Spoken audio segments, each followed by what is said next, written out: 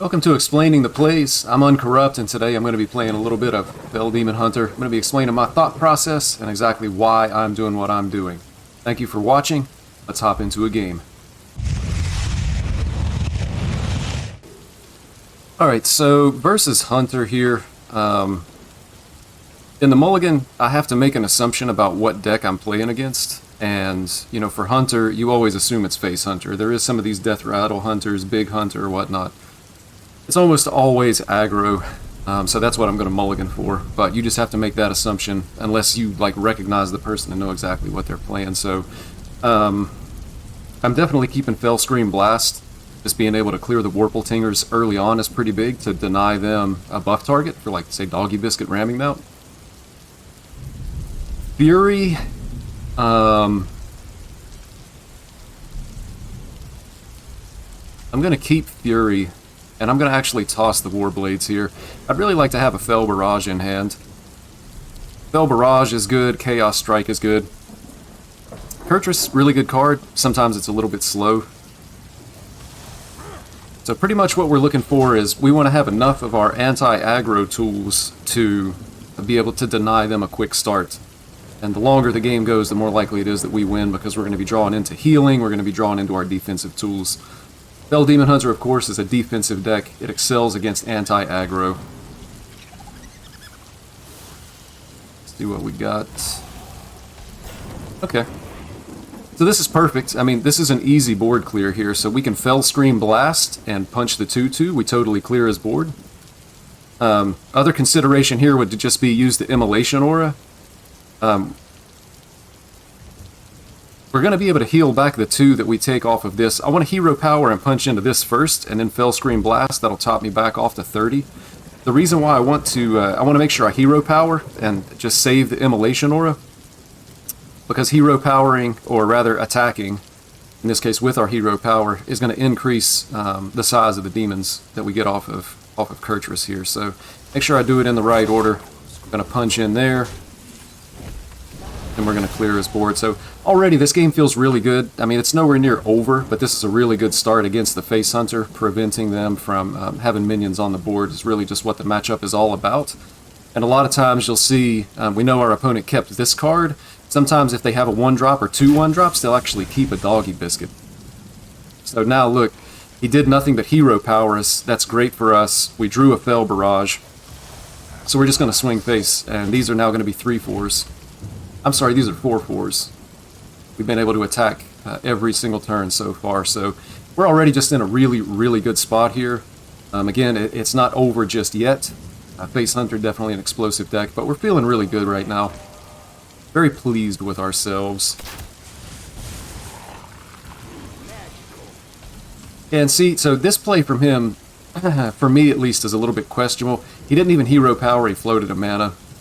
One of the things that I like to do while I'm playing is actually play the matchup from both sides. So I'm thinking, what can my opponent do on their next turn? How can they interact with what I'm doing? You know, I don't really like this play. I don't know what's in their hand. Turn 4, I would assume that they want to play the Warsong Wrangler, in which case Fell Barrage is going to deal with that just very, very cleanly. So we have an option here. We could clear the board with Immolation Aura and attack face, or we could get the 4/3 on the board and draw a Fell spell, but we could hit like Fury, we could hit Chaos Strike. We really want to make sure we clear this. We don't want to leave any targets on the board for him to be able to buff. So it's just going to be Immolation Aura and Hero Power here. And again, the Hero Power is going to increase the size of our Kurtrus. Another consideration, we could have played the Fellfire Deadeye, which would have given us a free Hero Power. We could have still attacked, and we would have a 2/3 on board. But on turn 4, he could potentially have Piercing Shot, which would be just playing directly into it. We would lose our guy and actually take 3 damage from it. As expected, Warsong Wrangler, this is almost always what they play on turn 4. It's really what you want to play on turn 4. So this is again going to be an easy turn. We're going to Fell Barrage to clear this, and then we'll just Hero Power and attack his face. If I'm him, I'm taking the Warple Tingers. The 2 3/2s are probably... actually, that's interesting. He's behind. It's a bad matchup for him, and he's already behind. I'm actually not sure what I would take without knowing what's in the hand. Off the top, I was going to say I would take Warpletingers because the 3/2s could potentially be more impactful, although they're likely to be cleared. But just playing a 7/6 on board with no minions to attack into it is really, really weak. And it costs 5 mana if he takes the Rhino here. And the 6 health is still potentially easily cleared by Fell Demon Hunter. I can't tell if our opponent is thinking hard or if they've just left the game. Second Fell Gorger, so we're just going to keep to the plan. We clear this, hero power, and attack. We're going to pass turn. We're playing super defensively. Again, the longer it goes, the more likely we win. We're on 27 health, getting ready to go into turn 6. We're actually going to gain health. We have 2 6/4, so if he took the Rhino, it's a 7/6 Rhino. If he plays it, he spends his entire turn doing that, and then we do this, clear it, and have a 6/4 on board. He actually found a pretty good play, but at this point, I feel like the game is basically over. We just have to play it out. We're going to go ahead and get this guy down. It is going to leave a 1 health minion on the board, assuming he took the Rhino. You know, he could charge into this, but he loses his Rhino, and he only deals 5 damage. Plus, we've just drawn the weapon. We have a Fury in hands. We have more than enough healing. Somewhat likely that some of the spells he drew are buffing cards, like a Ramming Mount and a Doggy Biscuit.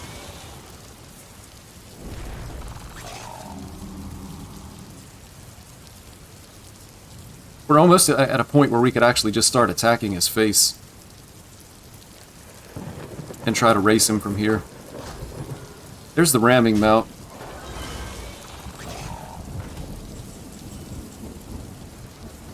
Magtheridon doesn't do a whole lot for us in this situation because we can't kill the we cannot kill the 1/3s that it spawns to be able to clear the board. So option would be play the Fell Gorger and get our free spell and see what it is, or we could just play the Warblades and hero power swing into this.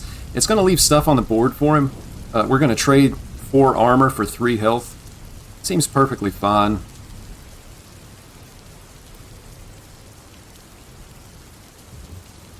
Yeah, I think that's fine. Just make this trade and pass turn. So, game actually not as over as I thought it was just a moment ago.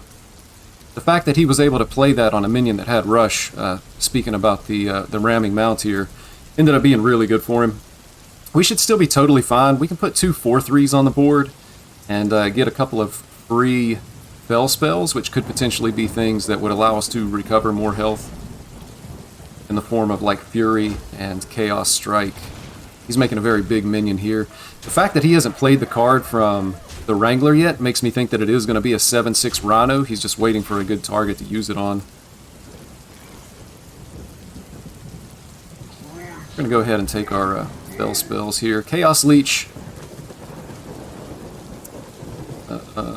We just go ahead and play the Chaos Leech here. Go for 5.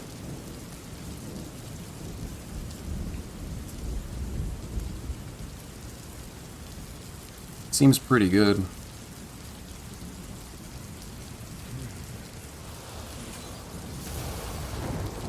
What is Chaos Leech of hero power here?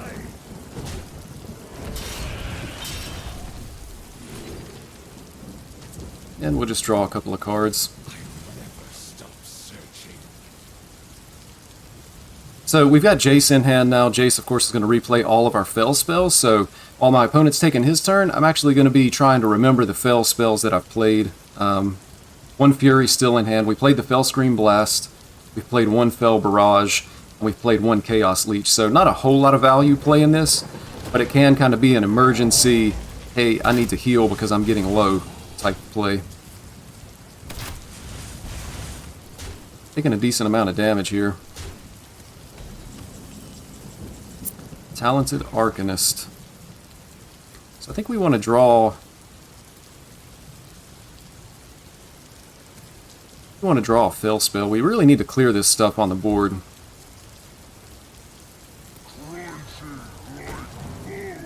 Fell Scream Blast. We're going to go ahead and play it with the Talented Arcanist and heal up as much as we can here. Actually, the other option would be... no, we're 1 mana off. I was thinking we could mag Theridin, Talented Arcanist, Fellscream Blast. We would heal for 9 and have a 12/12 on the board. We're 1 mana off from that, so we're just going to heal up as much as we can here from this. And then that also adds an additional Fellscream Blast to the Jace pool. So again, it kind of feels like we've got the game back under control. Him hitting Kodo Bane, he was able to draw a bunch of cards. That was really good for him. Good turn 5, and gave him the opportunity to get back in the game. But you know, we've been able to once again stabilize. He's running low on cards.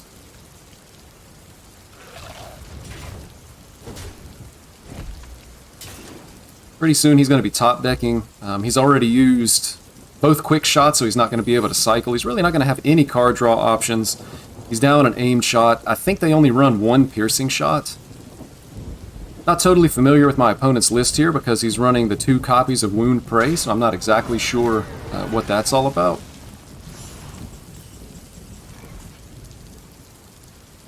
We can start with just by drawing here. Chaos Leech is like an absolute perfect top deck. Heals us up. And I'm just going to swing in with this. It doesn't really matter what the secret is. It's a freezing trap. It just doesn't matter.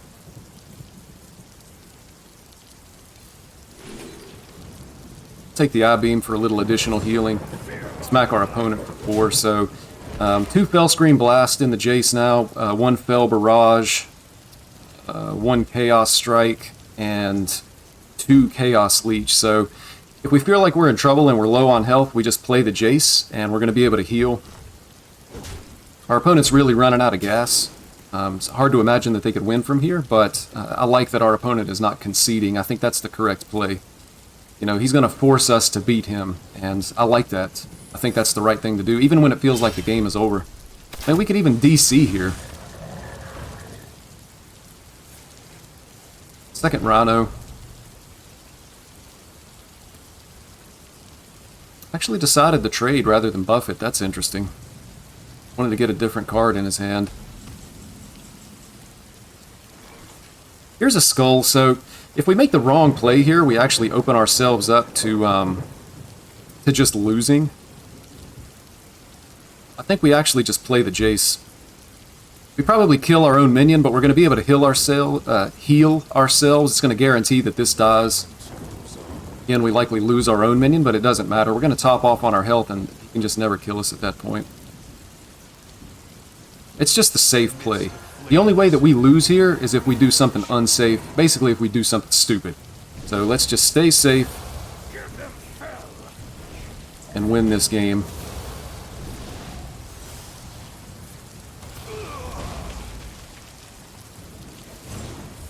We swing in.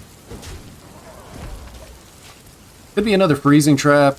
Obviously not explosive trap. Maybe a pack tactics or a snake trap. Could even be, I guess, an ice trap. But our opponent's just out of gas here.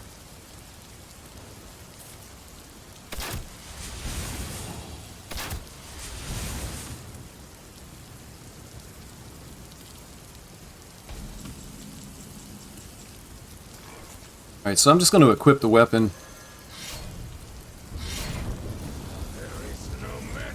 This is going to heal us for 8, and we hit our opponent for 8. I'm just going to draw 3 cards at regular price with the rest of my mana. So we've got lethal next turn. Just with Fell Barrage and swinging our weapon. Game is totally over. Stick a fork in him, baby. He's toast. This is where we're very pleased with ourselves because we know that we've won this game. Our opponent also knows, but he's going to make us have it. And again, I can respect it. Not mad at that at all. I like the play from him. Just get our 6 and close it out. Coming right back, we've got a game against a druid this time, so again, I'm having to make an assumption about the deck that I think my opponent is playing, but the druid class right now is a little bit different. I'm assuming that my opponent is playing Ramp Druid, because that's what I see the most of. The problem is, Ramp Druid is just a lopsided matchup against Fell Demon Hunter. It is absolutely horrible from the Fell Demon Hunter side. It's like an 80-20, 85-15 in our opponent's favor. So I could mulligan for the cards that I would want to have against Ramp Druid, but even if I hit those cards, I'm still not very likely to win. So I'm going to mulligan against every Druid as if it's some kind of aggro Druid, either Beast Druid or Taunt Druid. Because if I mulligan for the Ramp Druid, eventually I'm going to be losing games because I'm mulligan for Ramp and it actually is aggro. Like, the matchup against Ramp Druid is just so bad, it's kind of like a throwaway. I know that I'm going to lose this matchup, so I want to make sure that I don't lose a matchup if I happen to hit aggro Druids. I'm just going to hero power swing. Again, start building up the minions that are going to come out from the Kurtrus here. We'll know pretty quickly in the early turns. So, I was actually wrong twice. This is a Quest Druid, so Quest Druid wants to gain armor. They're not playing very many minions. They're going to be copying the 7/7 and replaying it. And they're going to be gaining a lot of health. They probably also play Ibis. I haven't seen this list in a while. Again, I'm just going to hero power and swing. I'm trying to think about what my opponent is going to be doing. Again, what I talked about in the last game, playing the game from both sides. We know what our opponent wants to do. Any chip damage that we get could be valuable.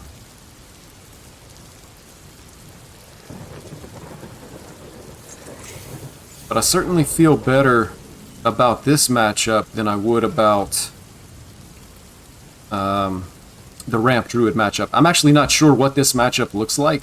Probably somewhere in between. We would crush an aggro Druid. We lose hard to a Ramp Druid. This could be somewhere closer to 50-50, 55-45. So our decisions here are going to be really important. We could play this out, but it would die to trade and hero power. We're going to be able to clear his 2/2s just with the Immolation Aura. Not really anything valuable that we could hit off of Illidari's Studies, and I'm not sure... Actually, this is a good turn. I'm going to go ahead and play this here. And I'll take the Kurtrus. Like, even if we don't play it with immunity, it can still be good just to clear, you know, like the 2/2s or something, but it discounts an outcast card, so potentially if on turn 5 we top deck a Skull of Gul'dan, we would be able to cast it for 5 because it would be discounted by 1. We just have a free mana to be able to spend there, so instead of floating 2, we only float 1. We still get our hero power in. Turn 4 is likely just going to be Fellgorger, and then we'll see what we get off of it. I'm assuming that he just drew Guff, I think would be the highest cost card in this deck, and he likely just resizing pouched for a Lightning Bloom. Magtherid in hand is good here. I like it. Simply because this is probably going to be our only answer to Ibis. If he gets like a really big, say 21-21 Ibis on the board, we can actually remove it with Magtheridin. And he's going to have trouble, potentially have trouble with a 12-12 as well, so that's going to be good. I think we just stick to our plan here. We hit Fury. Just going to go ahead and play it and remove a 2/2. There's an argument to save it there. I mean, next turn it goes from 2 damage to 3. We could top deck the weapon, but I think at this point I just value maybe getting his minion off the board. He's made no quest progress whatsoever. We'll get the second one out. Fell Scream Blast. We're gonna hang on to that. So once we hit Talented Arcanist, we'll be able to have Magtheridin, Talented Arcanist, Fell Scream Blast for 6 mana, and that'll be able to take care of his Ibis. There's the Guff. Not super worried about what's going on here.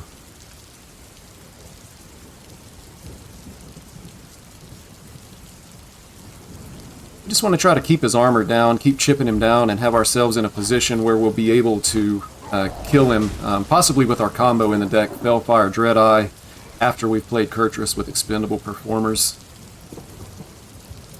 Drawing here seems fine. There's our talented Arcanist.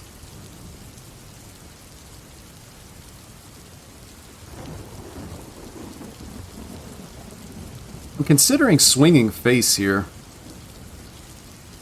And I think that's actually the play. I don't want his health getting super, super high.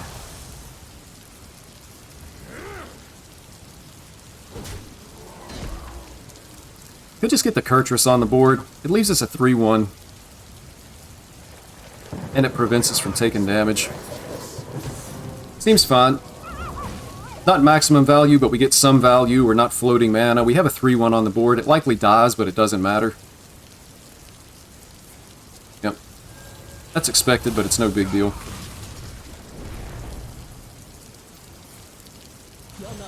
Our opponent choosing to gain armor rather than advance his quest.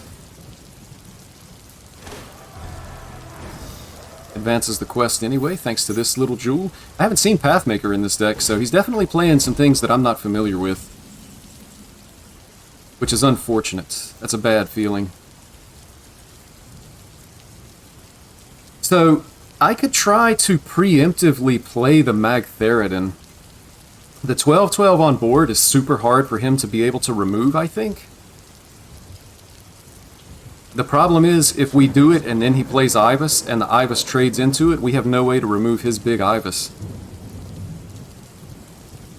So, the question is the 12/12 going to be good enough to win the game from now? If he plays Ibis, 3 effects, he would go from 9 mana down to 6 mana.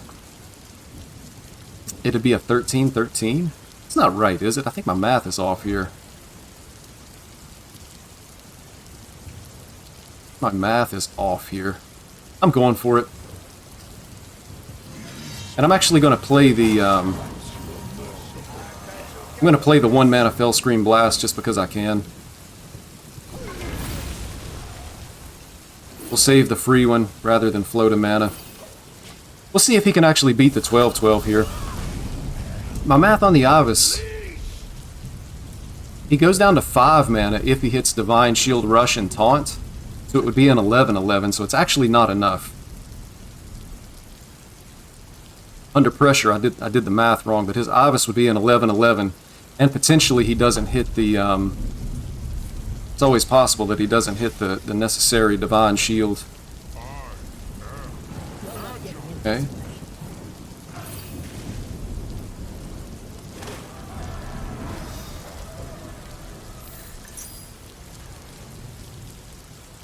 Take a quick drink of coffee here. Always recommend having a good drink. For me, that's coffee. He's not dealing with our 12/12. Swinging into it. He just has so much armor. He's at 34. We have Jace. Jace, really the only relevant things that Jace has right now are 1 Fury, 1 Chaos Strike. So I think we just hero power this and Fell Barrage to clear the 3/4. Again, now the problem is the Ibis. It's just going to be so big and we're not going to have a way to deal with it. He was actually able to kill our 12/12. So I potentially put myself in a bad spot. As he continues to ramp, his Ibis gets bigger and bigger. Only 12 cards left in his deck. At some point, it's going to be a big issue.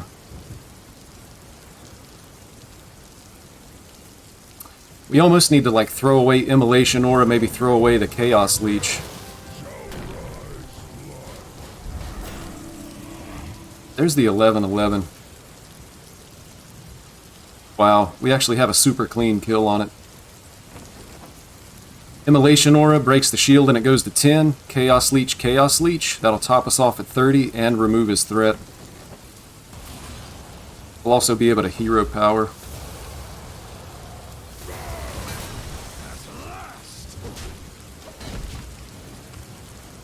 So it feels good. We know that we've removed his biggest minion, so now it's just a matter of him completing the quest, and then he's going to be copying the 7/7.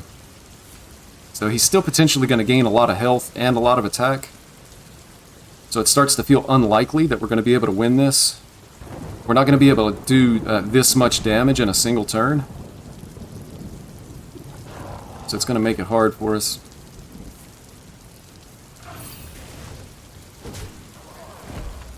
Our opponent's at 47.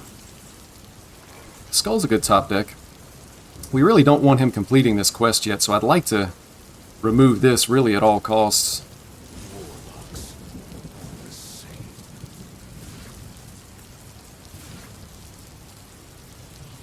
Which we can do.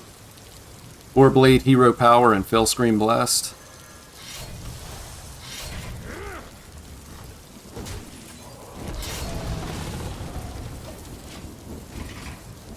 We're going to force him to have something else to be able to complete his quest here. Interesting matchup. I have no idea. I feel like there's just no way that I'm going to be able to win this. We're just never going to be able to do enough damage to kill our opponent.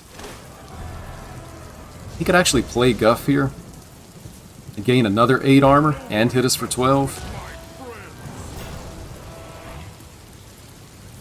Yeah, unfortunately, he was able to get the copy of it there. I was hoping that he would just throw it out without copying it. That's really bad for us. That's a ton of damage, too. So, Chaos Strike is actually decent for us. And we're going to have to jam the Jace.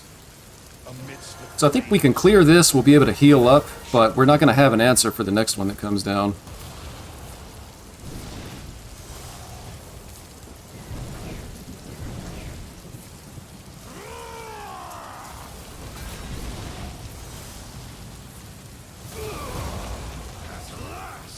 And we're only hitting him for 10 here. No reason to equip the weapon. I really don't think that he's going to be playing Vipers here, but it's free anyway, so there's no reason to equip it. 7 cards left in deck. Still haven't hit the Kurtrus. Our opponent's at 45 health, and we've already used Jace. It's really not looking good here. It's going to fatigue before us. That's the only good thing. Expendable Performers will let us clear the Guff if we can hit it.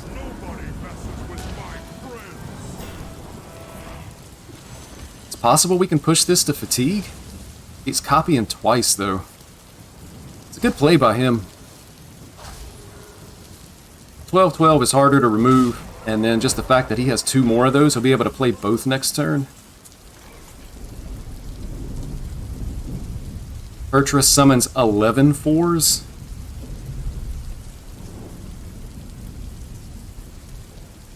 That is good. My hunt goes on. So what do we do? Immolation Aura, Kurtrus.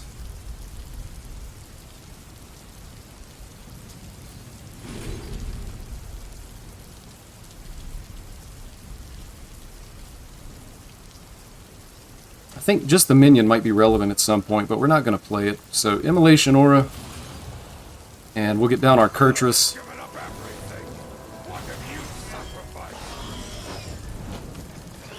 Take that trade. And we'll chip him for 2. So he's got 2 more Guffs. He can actually play both of those as 8/8s. We really need to hit an Expendable Performers, and then we'll be able to throw down a Deadeye and Expendable Performers.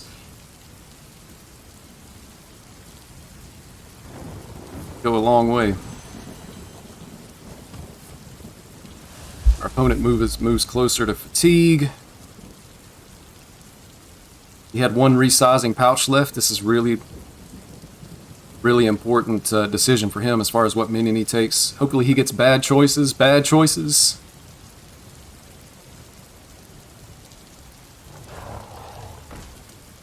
So he's got the 2 8/8s, and then he has 2 10 drops. Here's the first 8/8. Our opponent is now at 59. There's an Expendable Performers. Just do it. Aim for the wheels. Just do it. I'm going to equip the weapon before I swing here. Give us a nice shot of healing. Trying to go as fast as I can. Sometimes you can run into timer problems with this little combo.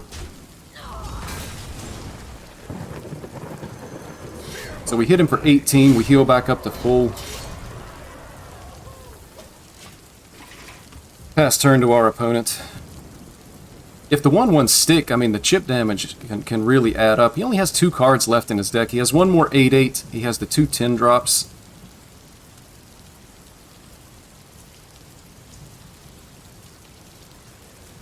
We're still at full health. This looks like this game's actually coming down to the wire. It's a really interesting matchup. Maybe I should have held the Magtheridon. I thought maybe we could end the game early, but it may have been better to just hold the Magtheridon as an answer to Ivus. And then maybe he would, by that time he may have already used some of his resources that he had to be able to deal with it when we did play it. It might have been harder for him to clear the 12/12 later on, which could have been a significant advantage for us. Something to keep in mind the next time this matchup comes around, but I couldn't tell you. I may not play another one of these quest druids for a really long time. So that's not a good 10 drop at all. We don't necessarily care that he's killed our tokens. So he has 1 8/8, 1 10 drop. We potentially have ways to be able to deal with his stuff. We have healing.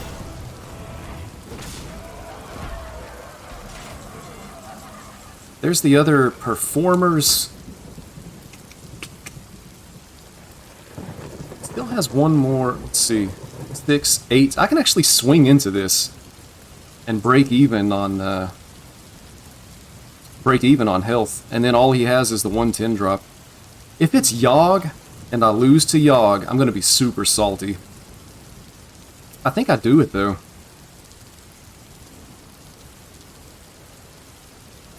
We have no more healing after this. But I feel like I have to save this to deal with his 10 drop. The 10 drop is going to be his last threat.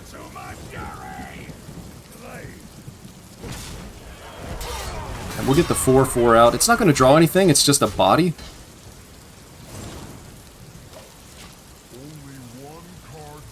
Saving the Talented Arcanist because we do still have Fell Barrage in the deck.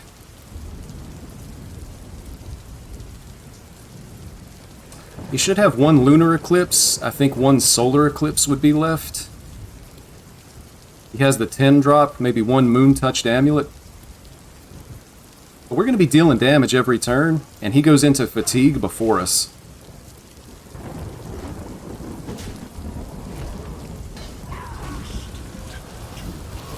Charge. So we'll be able to clear this, yeah.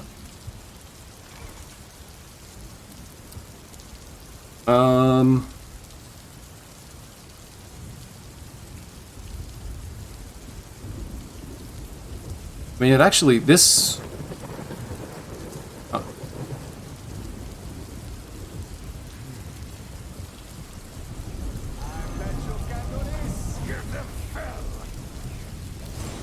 Gonna do it like this.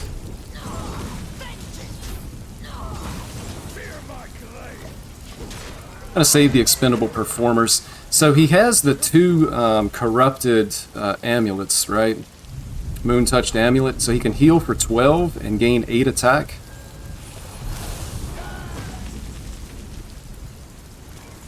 There's the Dread Eye. He doesn't have any...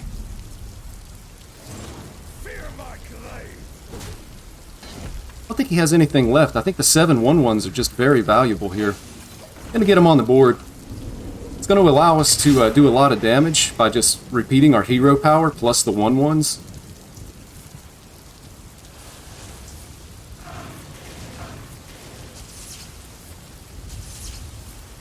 Yep, he's totally out of stuff, so we win. I'm not going to say that was easy claps, but that was a good game.